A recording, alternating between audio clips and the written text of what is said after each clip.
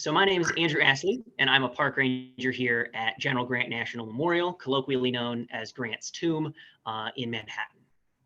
Wonderful. Well, thanks, Andrew, for being part of this program, The Footsteps of Grant, where we interview staff members and individuals involved with different grant-related historic sites throughout the United States to learn more about his life and legacy. In this case, we're learning more about Grant's legacy in terms of him being already deceased by the time he's going to arrive at the tomb. One of the things I wanted to ask was, can you give a bit of a background to the place where the tomb is, kind of a geographic kind of makeup, and maybe a little bit about the history of Riverside Park as an area itself? Sure. So as you alluded to, General Grant National Memorial is located within Riverside Park, which is one of the city parks of New York City. And when the tomb was built, or when the tomb was being sort of planned, there was not a whole lot here. This area had been, I like the use of the term, condemned as parkland a number of years before this project was ever being thought about, because Grant was still alive at the time. And basically, when Grant passed away, the mayor of New York City, a gentleman named William Grace, offered the Grant any city park as his burial place. The mayor suggested Riverside Park. There are some historical photos of this area from the time, and this was an empty field. The Manhattan street grid had not made it this far up yet. We're around 122nd Street, so you're getting pretty far up there. We're past the top of Central Park, sort of on the border of what would be Harlem and the Upper West Side. And so the Grants were pretty uninterested in the location. They were worried that only the wealthy with carriages would be able to come pay their respects to the hero of Appomattox. But ultimately, they were sort of wooed over by some of the benefits of the site and of the physical location. We're about 130 feet over the Hudson River here. At the time, there were no trees, so you had a beautiful view out over the Hudson. For a little while, once the memorial was finished, because of its prominence, it was actually part of the city skyline, which is amusing to think about in modern times. Because of that, or because of those factors, the Grants became more interested in the location. They liked the view. Because there wasn't anything here, they could sort of plan and then build whatever they wanted. They didn't have to match the architecture to anything else. So the fact that it was sort of remote became a point in its favor. In modern times, of course, this area is very built up. Riverside Church, which is just across from the tomb in modern times, towers over our site. But it all sort of comes to be after Grant's tomb was already placed here in what would be called the Harlem Heights back then. Now, do you have information on what Riverside Park was prior in the history of Manhattan? So I know that the area was condemned as parkland because they were concerned that too much of the sort of overlooking territory along the Hudson River was just going to be built up like all the rest of Manhattan.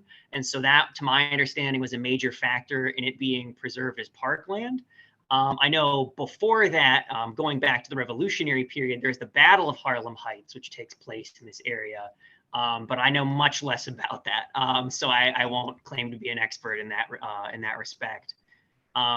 I will say that Riverside Park, when Grant's family makes the decision to have him be buried in Riverside Park, it is pretty much unknown, which is, I guess, not that different from its status today. Even some New Yorkers don't know where Riverside Park is. Central Park is, of course, the much more well-known location. But there's a great newspaper article that was written after his family announced their decision, saying, like, who has ever heard of Riverside Park? They've only chosen this location because they want to drive up local real estate prices or things of that nature. Some will speculate that they'll rename Riverside Park Grant Park. That never happens. But because it was relatively speaking new, and because there wasn't really anything in this area, there was this idea that they would rename it. But that didn't end up happening. So the story of how we go from temporary tomb to what we now have and refer to as Grant's tomb is really the big story, I think, of our site in a lot of ways. to my knowledge, after Grant passes away, all of the decision making of where he's going to end up and where he's going to be buried is done within 48 hours. So that moves very, very quickly. But the actual process of making the tomb happen takes 12 years. So not quite Washington Monument levels of delays, but still a pretty long time. And a big factor in that comes from the planning and the fundraising element of the creation of this place. So when Grant passes away and is brought to the site, he's interred in a temporary tomb, which there are a number of photos of. It's sort of a brick arch with a metal grate on the front with a big gold G for Grant, and his casket was placed inside of that. And I don't think when they said temporary tomb, they were expecting 12 years, but that, as I mentioned, is how long it ends up taking. And that's where he's going to be that whole time. The temporary tomb, I will mention as an aside, is actually moved twice.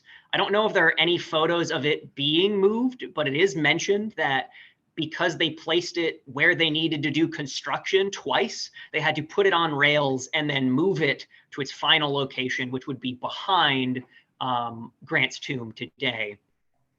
And pretty quickly after all the decision making of him being here in Riverside Park happens, a group comes together called the Grant Monument Association. And they're going to be the ones managing and doing all of the sort of like high level planning and contracting for the next 12 years. The membership changes over the years, but at first it's sort of a who's who of New York City big names. There's a Vanderbilt in there. There's a Roosevelt in there.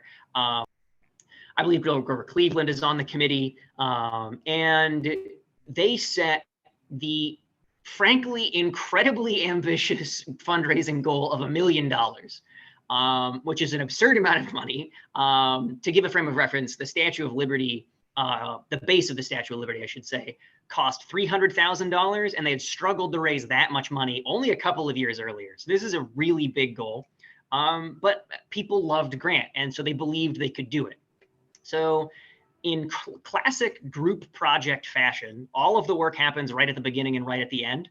They raise $100,000 in the first year, which is pretty good. That's quite a bit of progress towards their goal. And then basically nothing happens for about 4 or 5 years. There's a number of factors that go into that. For example, people didn't know what they were donating money to yet. People knew they were donating money to a monument to Grant, but they didn't know what that was going to look like. They hadn't picked a design.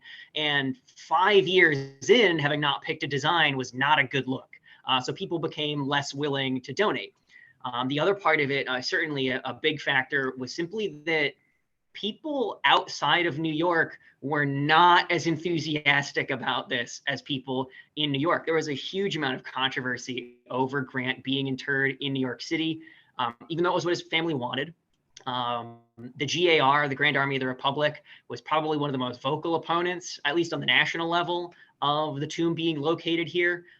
They and many others wanted Grant to be interred in Washington, D.C., but ultimately, Grant's family wanted him to be here in New York City. So that certainly took a lot of energy and sort of effort away from the fundraising effort. And then the final part of it is simply just inaction in a lot of ways by these original GMA members.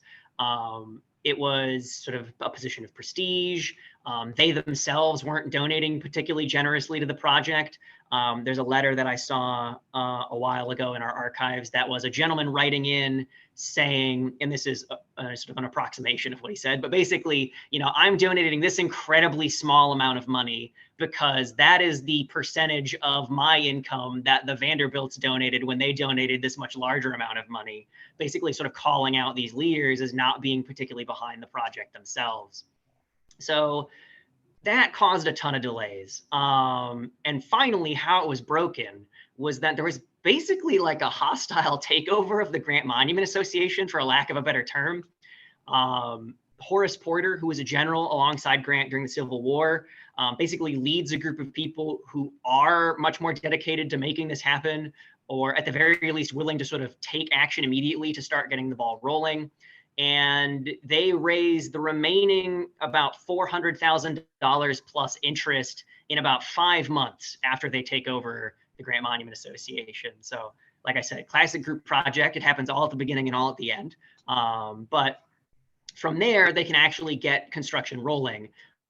They had, in the interim, finally picked a design. They had hosted 2 design competitions, which would lead to ultimately what we have today. The first design competition was not received particularly well by the general public. Only a few of the designs survived, but apparently they were not well loved. There are a number of newspaper articles sort of breaking down each entry from various contestants.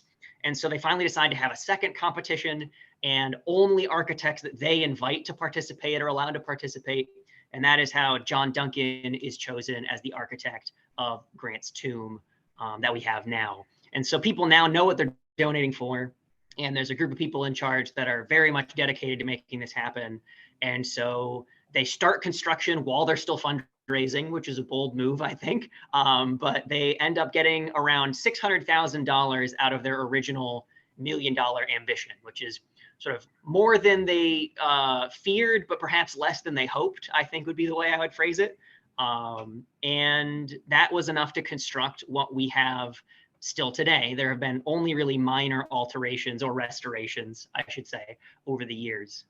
But the Grant Monument Association is ultimately who makes all of that happen. And on Grant's birthday in 1897, the memorial is finally dedicated. And it's at that point, that Grant's body is brought from the temporary tomb and placed inside of Grant's tomb. And the temporary tomb is disassembled. Yeah, they had planned to carve Grant's face in the front of the ridge where Grant Cottage is, near Mount. Wow. And kind of the original, it would have been the original Mount Rushmore, but wow. They decided that the funding would be better channeled to the tomb. So we got a nice big tomb in New York instead of a little face of Grant in upstate New York. I won't claim to know which of those is better, although I guess because I'm here, I'm a little biased for obvious reasons. There is a great historic photo, you've probably seen it, but of the architect, John Duncan, originally wanted to have, because we're so remote, boat access to the tomb. So he planned this enormous, elaborate causeway going all the way down to the Hudson to like a boat landing. The railroad tracks were already in the way, so they would have had to have gone over the railroad tracks and then down to the Hudson. And there's a couple of photos of the sort of like perspective ramp. I don't think anyone ever really takes that idea seriously, and even if they had nowhere near enough money to make that happen. But that was sort of our big sort of cliffside project that never came about.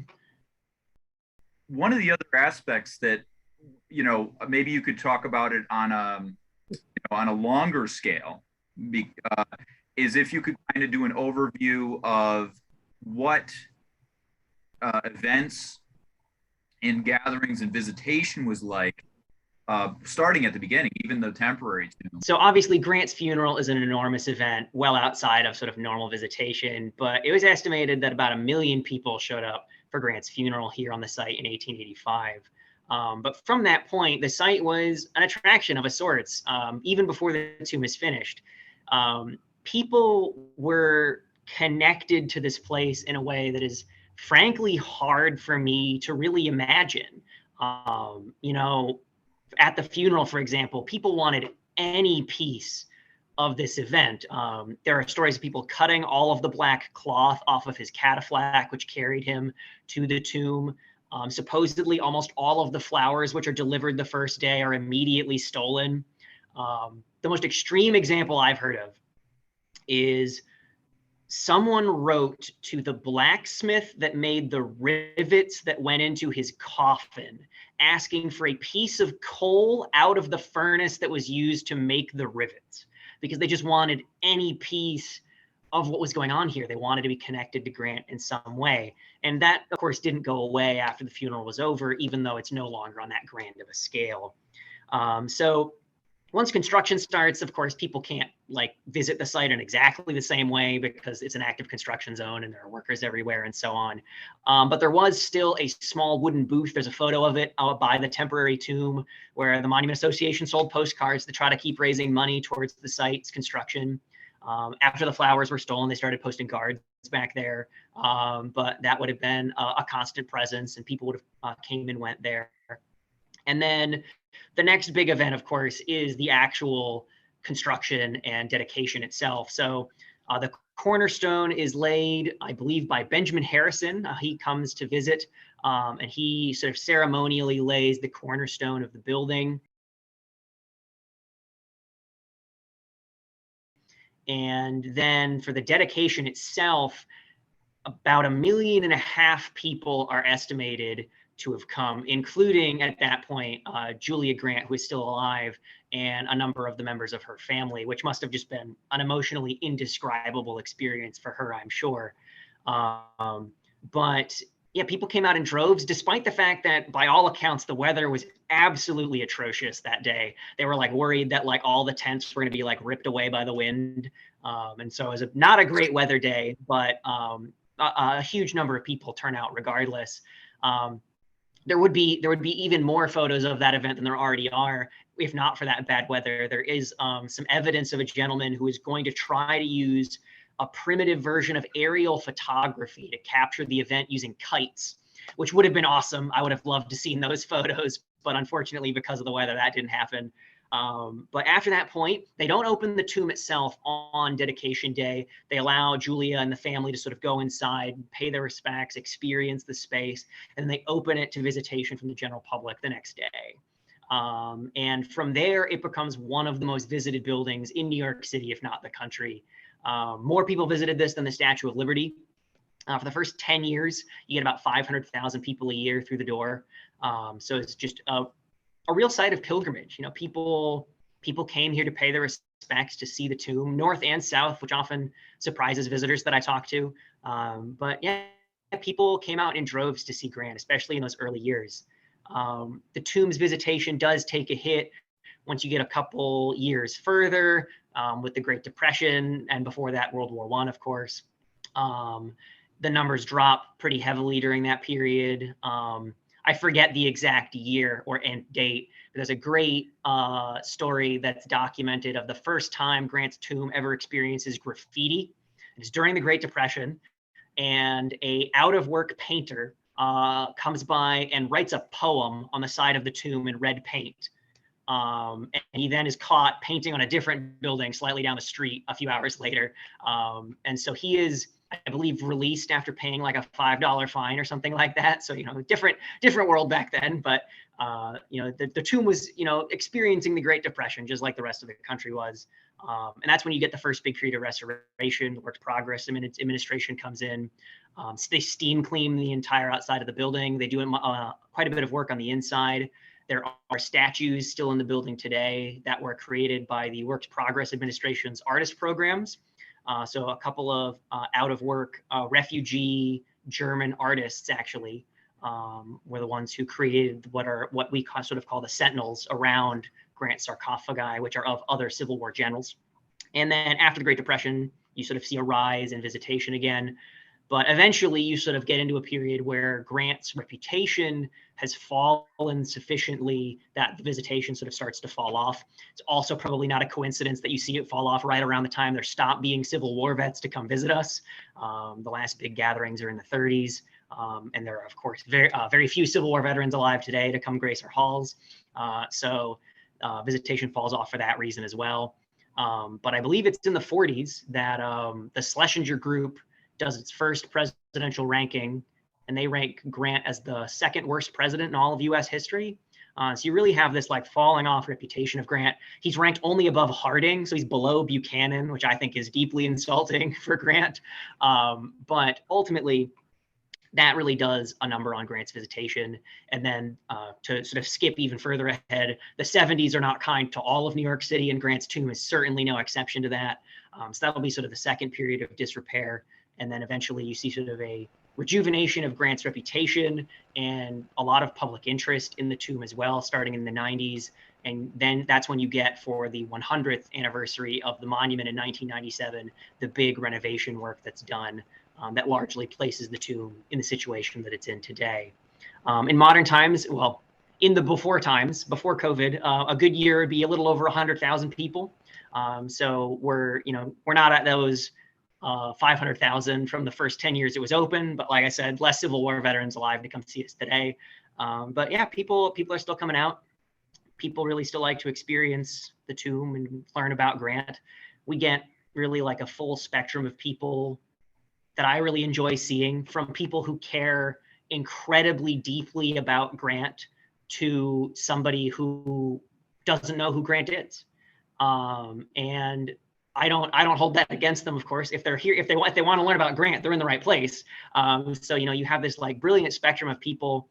Before COVID, there was a gentleman who would come by almost every month to leave a small American flag and a flower down by the sarcophagi. So you still have that incredible emotional connection on one hand, and on the other hand, you have people who just want to learn about Grant for the first time. So it's a very different kind of visitation, I'm sure, than they experienced way back in the day. But that's sort of going to happen when you're in the forever business, I guess. If you could do just a nice overview, it doesn't have to be terribly detailed, but of the architecture, because obviously some people come there just for the architecture. That's Sure. more interesting to them probably than historical figures, and that's just the way things. Sure. And so if you could just touch on that architecturally, and then maybe you mentioned some changes, but any changes to the present day that may have occurred. So architecturally, the tomb is, and I might be a little biased, but the tomb is quite interesting. It's a real blend of a number of big influences that still attracts people to the site now. We have architecture students come in maybe once or twice a month, maybe because they're doing a paper for school or just because they want to see the tomb. And like I said, it's a real blend of influences. Thankfully, Duncan, the architect of the tomb, does note a number of those influences, and then historians have been able to largely figure out the other ones. So on the inside of the tomb, the most obvious one is the actual sunken crypt itself, which is what you'll be greeted by as soon as you walk through the front door. It's a large circular depression in the floor with a railing, and when you look down below, Grant and Julia's sarcophagi are directly below you. And that is a direct nod to Napoleon's tomb in Paris. Duncan even mentions that. He wants to create a tomb of unmistakably military character. So he goes with Napoleon. Even down to like the stone that the sarcophagi are made out of is meant to sort of invoke the porphyry that Napoleon's sarcophagus is made out of. And so that one's obvious enough that people will mention it like right as they come through the door. Maybe they're just like a tourist that has been to Napoleon's tomb, or if they're French, they'll just like walk through the door and say like, oh, this reminds me of Napoleon's tomb. And it's that obvious. It's very much a not subtle nod. The other two big influences, still on the inside, is the Pantheon. There's a large dome at the top of the building. Thankfully, they didn't put a hole in the middle of it. But there's a number of sort of arches that lead to the pendentives that hold up that dome, and the arches themselves and the plasterwork very much invokes what the upper parts of the Pantheon look like in Rome. From the outside, the influences took some historical reconstruction because Duncan does not mention it, but you see it also in actually Garfield's tomb, which was built around the same time. And it's a nod to the mausoleum of Halicarnassus, which is one of the 7 ancient wonders of the world. Critically, no one had seen that building in about 600 years by the time Grant's tomb is built. So it's all going off of written descriptions. But supposedly, it was an exercise that was done at a specific French architecture school whose name I don't remember. But basically, they would be given this written description from Pliny the Elder of the mausoleum of Halicarnassus, and they were supposed to reconstruct it as part of their architectural education based on that written description. And you can see a number of those influences in Grant's tomb and in Garfield's tomb, as I mentioned before. You have that sort of stepped pyramid roof that's on the top of the building. There is a lot of statuary. Admittedly, a lot of the statuary that was planned for Grant's tomb doesn't end up happening because they're short on money. But the sort of the square base around the dome would have had statuary, as well as at the top of the pyramid if they had had enough money. And those would have all been nods as well to this sort of ancient influence that was not as obvious at first. That's sort of all the basis of the structure. When I first saw the tomb, it reminded me very much of my home state capitol building in California. And yes, many important civic buildings are made of the Greco-Roman revivalist or neoclassical architecture, characterized by many columns and a central dome. The entire exterior of the mausoleum is constructed of fine-grained, light granitic rock, quarried out of Maine. And being around the mausoleum, to be honest, reminds me of working in Yosemite with all this granite around. The mausoleum has a heavy Doric order fluted columns at the square base, such as these here in the front portico, while up in the round dome the columns are the more slender and smooth Ionic order with the scroll-like features called volutes. On this solid granite, rock masons carved many features and symbols that help tell the story of Ulysses Grant. One of the most prominent features is at the top front center of the square base of the tomb, where the epitaph, let us have peace, is inscribed. You can think of this colossal structure as a very large tombstone that you can walk into. This epitaph originates from an acceptance speech Grant gave for his candidacy to the Republican Party and became an effective campaign slogan. Grant was credited for ending the American Civil War and wanted a peaceful, unified country, and this sentiment made him popular with the American people, despite his lack of experience in politics. On either side of the epitaph are two symmetrical figures called allegorical characters, which are common in Roman architecture. The tomb has many of these gentle female forms, perhaps suggestive of an angelic presence. On the right, the female figure is holding a sword wrapped in olive leaves, which seems to symbolize peace through Grant's excellence as a military strategist. On the left side, the other allegorical character is holding a palm leaf, which in Greco-Roman time symbolizes victory. This speaks also of Grant's accomplishments of winning the American Civil War. The eagle symbols are carved in the upper corners of the square portion of the mausoleum as well, but these are flanked on either side by an ancient Roman figure called a fasces. You'll see a lot of these here inside and outside the mausoleum. At one of our Manhattan sites, even down here at Federal Hall National Memorial, Lower Manhattan, the statue of George Washington is leaning against one of these fasces. These ancient Roman forms symbolizes the magistrate or leadership in government.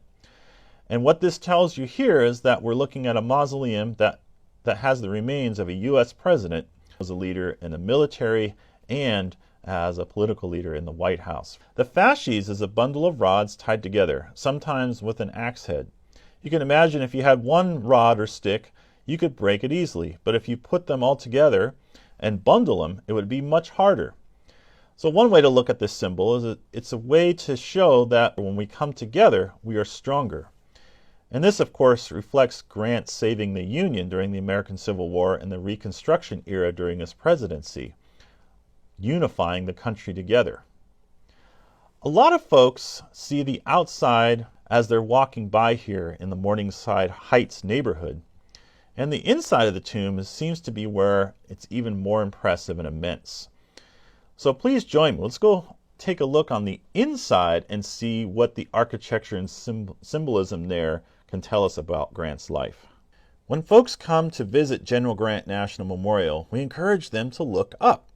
And there seems to be something about the design of this mausoleum that makes it look like it's larger on the inside than it does from the outside. Architect John Duncan may have done this with lighting and materials. On the walls and floor are two different kinds of marble. When we look at the lower area of the floor and a little bit up on the wainscoting or the wall, it's polished Carrara marble, which from Italy, which is a light gray, and it has blue-gray darker veins. A little higher up on the wall is the lighter Lee marble from Massachusetts. From the upper walls and the ceiling, there is even more bright white plaster with many ornamental features that were sculpted in place by J. Massey Rind. At the very highest part of the dome, natural light floods in from frosted windows that make a very bright white during the daytime. This draws the eye upward, giving an eternal or heavenly feel of the tomb. The inside of the tomb also pulls your eye to look at 4 arches that are recessed square or coffered features. It looks very similar to the single arch design that Duncan did for the Soldiers and Sailors Memorial in Brooklyn, only there are 4 of these features arranged to hold up the upper dome. Between the 4 coffered arches or apses is another one of the key architectural attractions on the inside of the mausoleum. As the building has a square base with the 4 apses or archways and a domed ceiling that are curved, there are curved triangular parts in each corner that adapt the round dome to the square base. This is an architectural element termed a pendentive.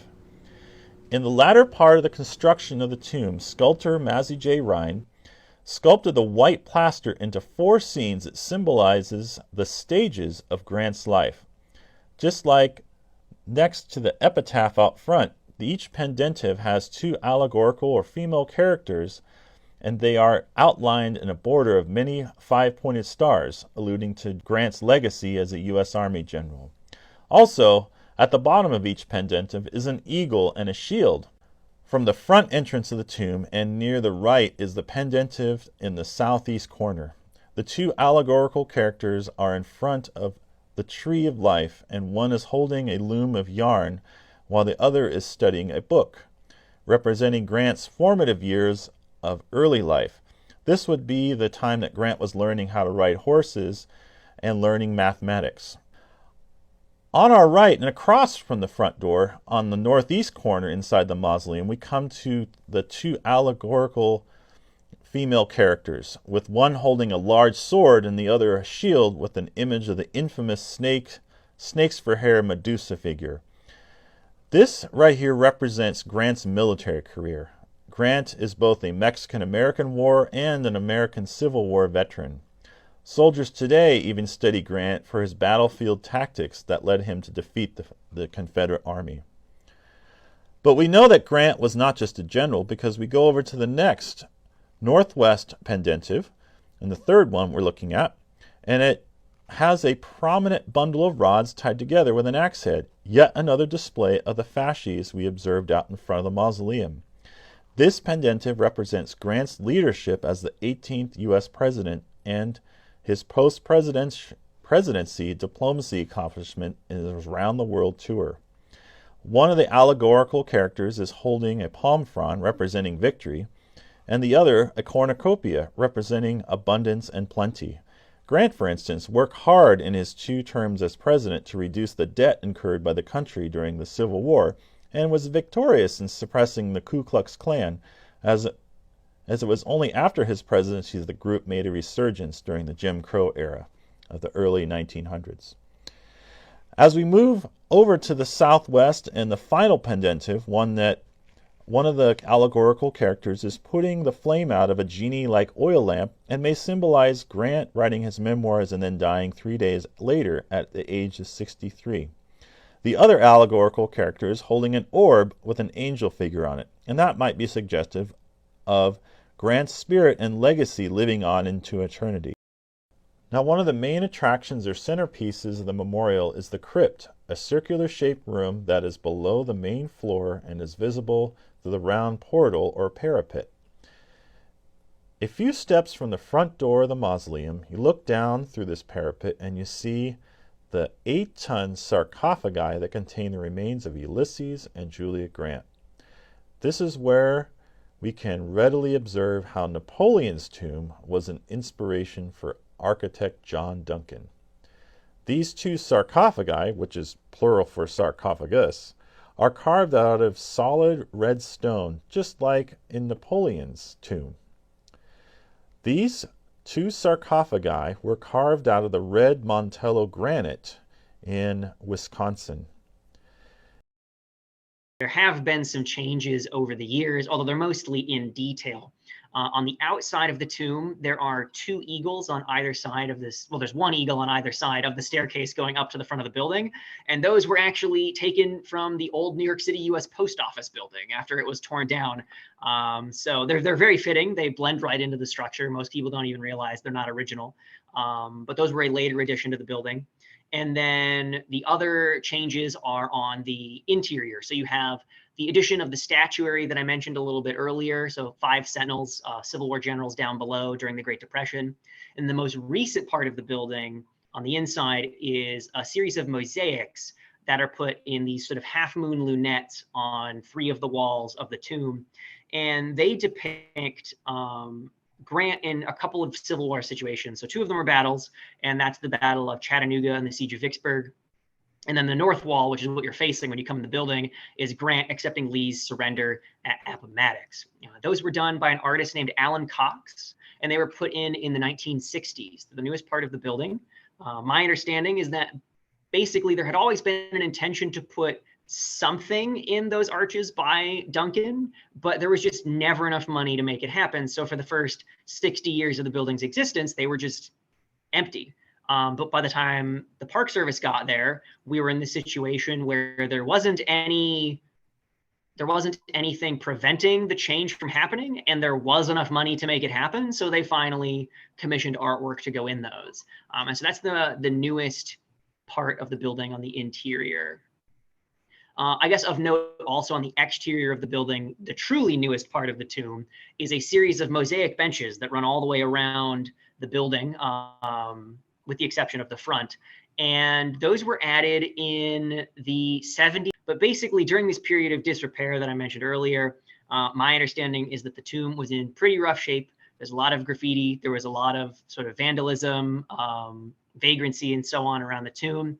And the Park Service, and the community sort of believed that if the community could sort of come together and care more about the tomb, then this could be prevented from happening. So these mosaic benches were constructed. It was a community project, largely by school children and school teachers, by my understanding. And they created basically everything that's there now. I don't know if it worked in the short term. I don't know if they were successful in sort of making people care enough about the tomb back then that that vagrancy and vandalism stopped. But I would say in the long term, it certainly worked, because I have people come in all the time who were like, I worked on this when I was like 8 years old and I want to show my family. I had a visitor come by a couple weeks ago who wanted to show me where they had immortalized their family dog in the mosaic on one of the benches. So that's one of the newest changes on the site, if not the newest. I think that just the newest. And if you could just briefly describe the change in the setting around the tomb. Oh, sure. Setting, sure. Yeah. So I mentioned a little bit earlier that one of the reasons that the grants were sort of iffy on the location of the site was that it was really remote. And that's definitely true. We're even still a little bit out of the way today. But back then it was more so. So a lot of the construction photos show that this was just an empty field. And it was really only in the next couple of decades that you saw the area around Grant's tomb be built up. So Columbia certainly existed when Grant's tomb was finished, but it was nowhere near the size that it is now. So it has sort of built up over the years and has gotten much closer to the tomb. Riverside Church is built directly across the plaza from Grant's tomb, only a few decades after the tomb is finished. And that church will become sort of a hot spot for fascinating historical speakers over the next decades. MLK, Nelson Mandela, and many others have spoken at Riverside Church. In addition, a number of just sort of apartment buildings have sort of come up closer to the site around Riverside Park. And then Riverside Park itself has very literally grown up. They have added a number of plants and trees that just simply weren't here when the building was originally sited. And that creates a lot of shade along the plaza running up to the tomb, but then also sort of a screen from the river along the west side of the building, where the view over the Hudson would have once been. So that's really sort of grown up very literally in that sense over the sort of intervening years. But yeah, those are the major changes. The park itself continues to be sort of an open sort of green space. There's just more green in it now. And there are sort of more buildings that have sort of come up closer to us over the years. Yeah, and I think it's interesting that it is what I believe people refer to it as the largest mausoleum in North America. Yeah. I don't know if that's height, total mass, I don't know. But, it is a tall structure as well. But in some ways, when you put it in a large city like that, it dwarfs it to some extent, even though it is an incredible piece of architecture. I think when you're standing in front of it, you still get that. Perhaps, in its full surroundings, maybe not so much. Yeah. You only have to walk one street over to not be able to see the building. Yeah. It's amazing. And at one time it was, mostly treeless and Yeah. because of the Hudson beyond, and ships going up and down could see it the shore, and so definitely a different atmosphere at this point. So what can visitors, a couple of things if you can combine them, what can visitors expect when they come today as an experience? What are the components? What are the what are the interactions? What do you have available for them? And who is really caring for this? The federal government, GMA. So if you could speak to those things. We have not only the tomb itself, but also that visitor center I mentioned previously, where there's like a park film. We have exhibits. You can learn a little bit about Grant. The Grant family has always requested that the building itself, Grant's tomb, stay a tomb rather than become a museum. So the end result of that is everything is here in the visitor center. So it's really, we have this advantage in a way because we are where Grant is, in a sense, that people come in, if they know stuff about Grant in advance, wanting to know specific things, and we can sort of have this ability to talk about all of Grant's life because he's both there, and we also have this ability to have this conversation about his legacy because the whole tomb reflects that legacy. And so the possibilities for conversation are endless, and we like talking about them. So we're more than happy to chat. If you're not careful, you will get stuck talking to one of us. So be on the lookout for that. And where does the funding and how does it operate along with the maybe a mention of the Grant Monument Association and their role? Sure. So the building itself currently has been under the care of the National Park Service since the late 1950s. The Park Service first opened its doors on the site in 1959, and they have been the caretakers of the building ever since. So all the funding for the site comes from the federal government. I am an employee of the National Park Service. I'm not wearing the snazzy hat, which is the best part of the uniform, but inside right now, so I don't have to. But yeah, so the Park Service itself manages the site. Riverside Park around us is managed by the city park, and I do want to, of course, acknowledge them because they do good stuff out there. And then we have also a huge community of interested people, both locally and sort of around the country. One example of that is the Grant Monument Association. It is not technically the same organization that built the tomb because they turned over the tomb to the Park Service in the 50s. And then I believe their membership ended in the 1960s, but it was revived back in the 90s as part of that sort of big upswing and interest in Grant that I mentioned, and sort of reviving interest in Grant and the tomb specifically. And so they're still very closely associated with the site. We have sort of two really big events in terms of like, one is just literally like a huge amount of people. And then the other is in terms of our sort of historical planning and that sort of thing, our biggest event. So probably the most attended event every year here is Great Day in Harlem, which is an event where there will be vendors and music, and it's really just like the whole plaza in front of the tomb all the way out into Riverside Park. It's not something that, we can claim any great credit for. It's just a big community event, always awesome to see. And then in terms of the biggest event that like we plan, sort of most central to like our historical sort of interpretation and that sort of thing, would be Grant's birthday every year. So well, that's good to hear. And I'll just go into a couple of, we've hit all the great high points. I'll just get into a couple of personal interest items here. Sure. One is a story, and it sounds slightly apocryphal, but I wanted to run it by you to see what you've heard. Sure. And that's Julia coming in 1897, going into the tomb and looking down and seeing her husband's sarcophagus placed in the center, and hers was not in place. And supposedly she lodged a complaint. And, they were trying to explain to her how outrageous the amount of work it is to move the, sarcophagus, and assuring her that it would be done in the future when necessary for her internment there. But apparently she pushed even harder, and they just put the empty sarcophagus there. Is that true? So the exact circumstances, not entirely sure, but it is definitely recorded that it was Julia's desire that her sarcophagus be placed down in the tomb while she was still alive. So exactly how that happens is a little less clear. But the way I have heard the story told is simply that it was just like a conversation that they were having, not that it was necessarily at the dedication, and that supposedly Duncan himself was basically explaining to her like that his plan was to have Ulysses centered, and then when she passed away, have his moved over and hers placed down below as well, and that she requested that hers be placed down once it was ready, because they were not, to my knowledge, finished at the same time. They were finished close together, but not at the same time. So once hers was ready, supposedly, and I don't know how big of a time frame that was. I've never seen a guess as to when that time frame was. It was placed down below in the crypt as well.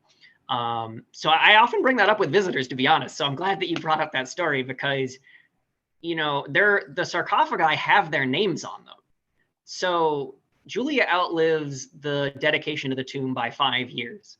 And I often wonder what that must have felt like for her to come in, because supposedly she came in very regularly to pay respects and to visit her husband, and just have a sarcophagus with her name on it down below her in the tomb. I think that would weird me out, but maybe it was comforting to her since it was what she wanted, but it's an interesting thing to think about. Not many people, I feel like, make that decision in such a grand way, I suppose.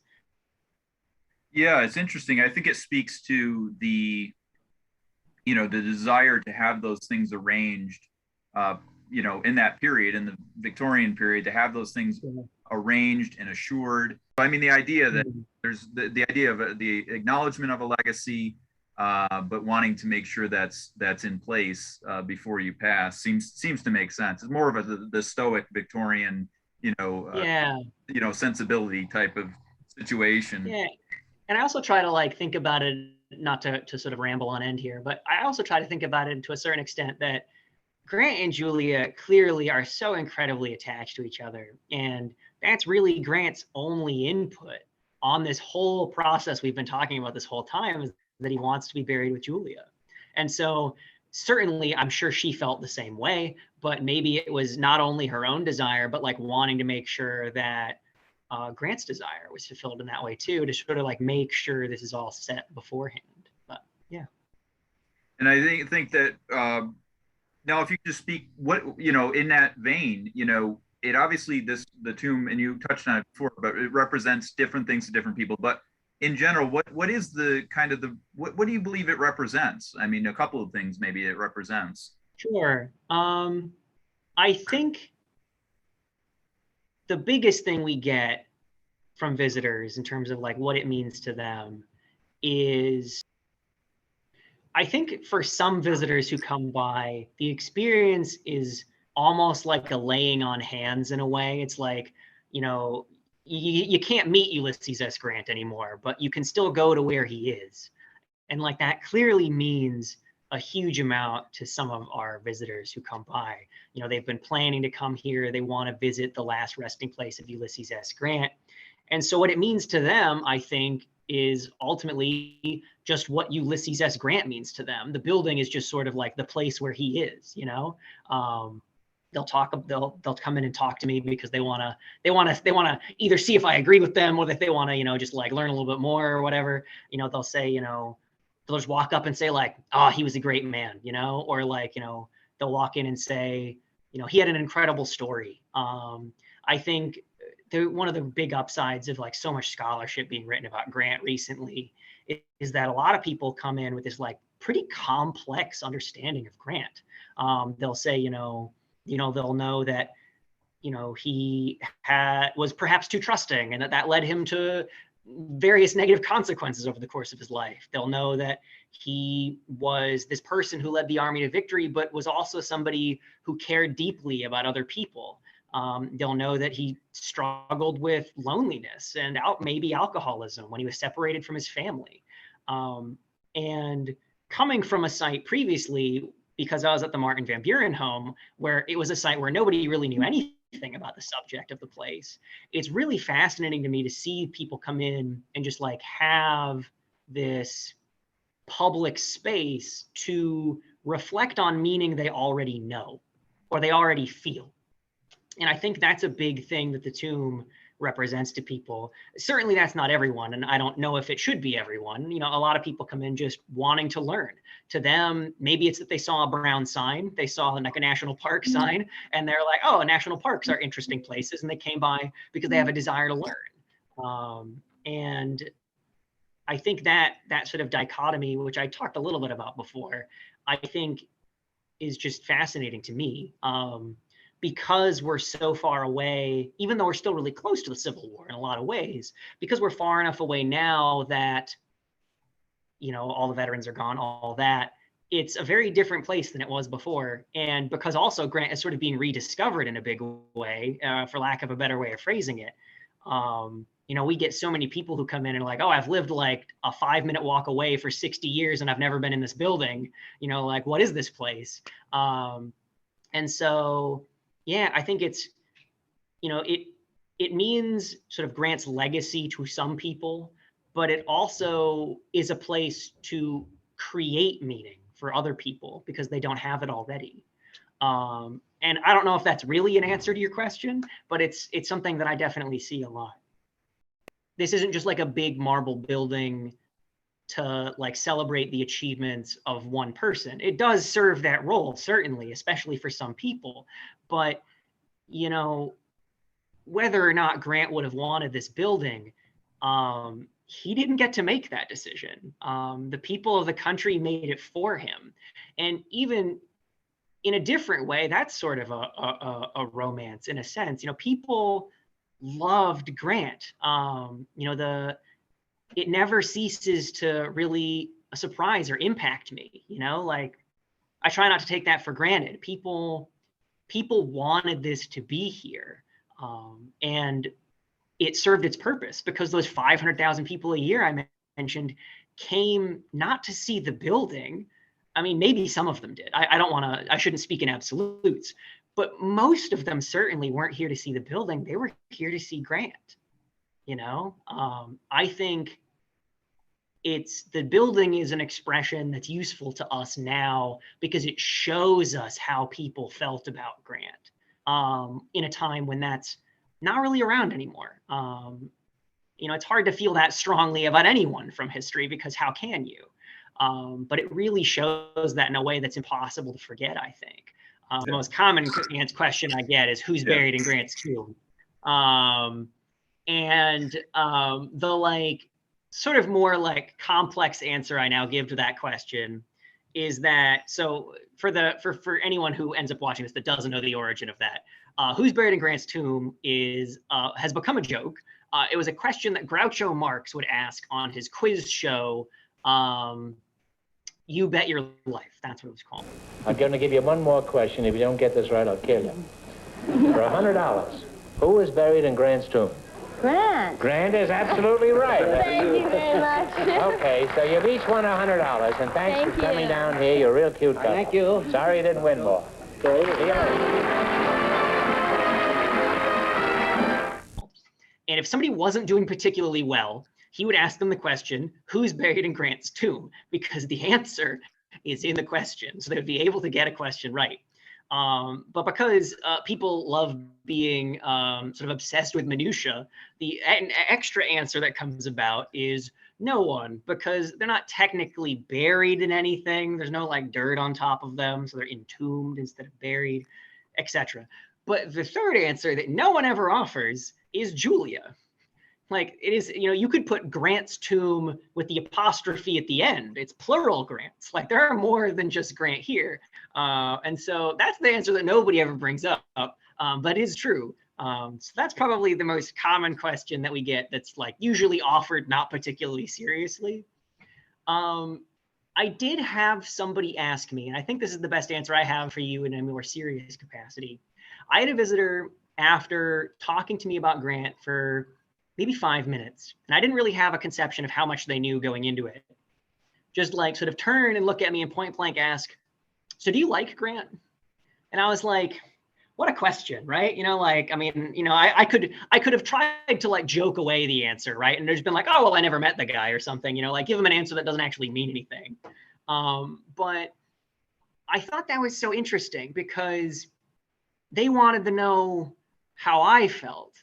And I don't know why they wanted to know how I felt. Maybe they're just like, oh, like you've read a lot about him. So like, what's your opinion or something? Or maybe they already had an opinion and they wanted to know how I felt about it. And we kept talking a little bit, and I mentioned something to the effect of, you know, I think if I met the guy in person, I would have quite liked him. I think most people did. But I don't know, you know, like he's a person that's been delivered to me through history. So like, I don't know if I could give an answer that would be in any way fair to that question, right? Like, people, especially now, like I said, have such a more like complex understanding of Grant, which is awesome. That I think you know, it's hard to like, the downside of that, or maybe it's not a downside, but like a factor in that is that like, it's hard for me to like really think and realize that somebody that like is a historical figure that I talk about all the time is like as human as you or I am, right? You know, like that's like something that's really hard to think about for me to like conceptualize of. So I don't think I gave him a satisfying answer, but I just loved the point blank, like, so do you like him? And it's like, and I maybe I should have asked back like why, but like I was just like so dumbstruck that I just like didn't know what to say. Yeah, I don't know. I think Grant is so human in a lot of ways that a lot of historical figures don't feel, because there's so much information about him. Like you have his own writing, which is always helpful. And he just seems like so emotional too, which is hard to find, I think, in the past. That he's like a really interesting figure to like think about in that respect. Like, so I find it sort of perpetually interesting. Talking to people is my favorite part of the job, I guess. I'll preface the story with that. And I'm always amazed with the like connection you can forge with another person in like 10 or 15 minutes when they're visiting the site, especially if they're one of those people who come in already feeling something about the place, because, you know, it's sort of, they're already in a good mood. They're, you know, relying on you to sort of elevate their experience. And you can forge these really quick connections with people. But I was really caught off guard earlier last year. We had just opened the tomb, and this gentleman and his younger son came in, and he was sort of showing his son around. You know, it's a classical sort of like dad teaching his son about some like history that he finds interesting. I don't know how interested the kid was, but, you know, hopefully they'll retain some of it. And, you know, I often joke with visitors, you know, if they ask me for like a book recommendation, I'll say like, oh, you know, like take my recommendations with a grain of salt, because like obviously I'm biased, but like I think this book is pretty interesting. And when I said I'm a little biased, the gentleman pointed at the skin on the back of his hand and said, I'm a little biased too, because he was African American. And the intensity for him to feel that, to be willing to express that opinion to a total stranger who he has never met and will never meet again, you know, I think really speaks to how people feel about Grant and how he means different things to everybody who walks through the door.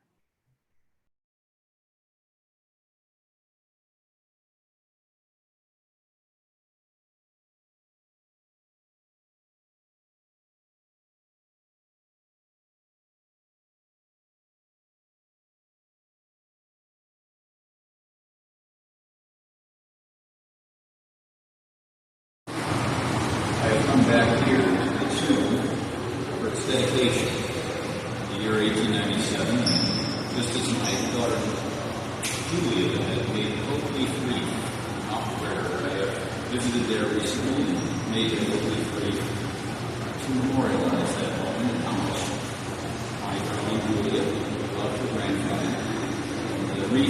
still rests with him in the sarcophagus here at the tomb.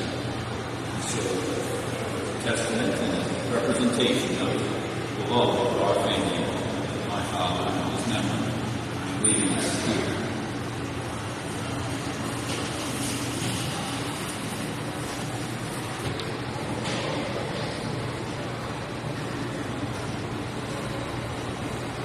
In addition to honoring the life and legacy of Ulysses S. Grant and his service during the Civil War as a Union general, other servicemen are also honored here at General Grant National Memorial. The flagpole to the east of the tomb is dedicated to the memory of Horace Porter, and the flag to the west of the tomb is dedicated to the memory of Colonel Fred Grant. Each flagpole was dedicated in 1939. The Frederick Dent Memorial flagpole reads, "In Memoriam, Frederick D. Grant, eldest son of U.S. Grant, Vicksburg, 1863, Virginia, 1864-5. Major General USA, Minister to Austria, Member Grant Monument Association, 1908 to 1912. The Horace Porter Memorial flagpole reads, "In Memoriam, Horace Porter, Aide-de-Camp and Military Secretary, Chattanooga, 1863, Virginia, 1864-5, Brigadier General USA, Ambassador to France, President Grand Monument Association, 1891 to 1919. Here at General Grant National Memorial, we honor the life and legacy of Ulysses S. Grant and those who gave their lives while serving in the U.S. military. We are dedicated to sharing the history of the Civil War and the military contributions of those who dedicated their lives to their military service.